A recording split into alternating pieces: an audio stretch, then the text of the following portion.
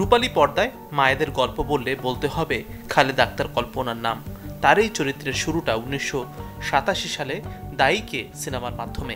1989 সালে জিনের বাদশা সিনেমায় শ্রেষ্ঠ পার্শ্ব অভিনেত্রীর জাতীয় চলচ্চিত্র পুরস্কার পান তিনি।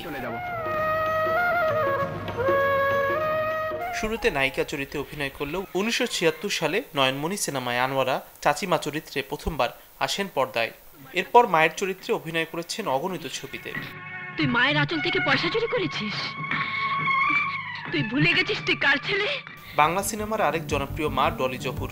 1996 সালে দীপু নাম্বার 2 সিনেমায় তারেকের মা হয়ে তিনি প্রশংসা কুড়ান। মায়ের ভূমিকায় অনবদ্য অভিনয়ে হাতে উঠেছে জাতীয় চলচ্চিত্র পুরস্কারের আজীবন সম্মাননা।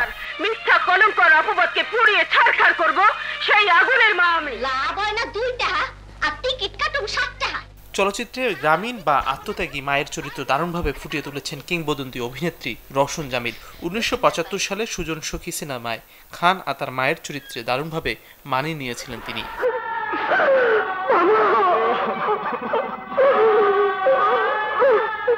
তুমুল দর্শকপ্রিয় নায়িকা শাবানা পর্দায় প্রথম মা হন সত্যের মৃত্যু নেই ছবিতে, যে অভিনয়ে মুগ্ধ হয়েছেন সিনেমা প্রেমীরা। 7 বার জাতীয় পুরস্কার জয়ী অভিনেত্রী ববিতা 90 দশকের মাঝামাঝিতে এসে মায়ের চরিত্রে শুরু করেন অভিনয়। মহামিলন, মায়ের অধিকার, প্রাণের চেয়ে প্রিয়, অবুঝ বউ, খোদার পরে মা ছবিগুলোতে তার অভিনয় করেছে মুগ্ধ। ঢালিউডের জনপ্রিয় নায়িকা সুচরিতা 90 দশকের শেষে এসে মায়ের ভূমিকায় নিয়মিত অভিনয় শুরু করেন।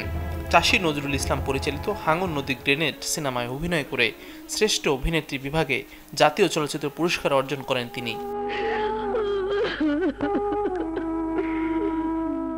মাজহারুল ইসলাম তামিম, চ্যানেল 24।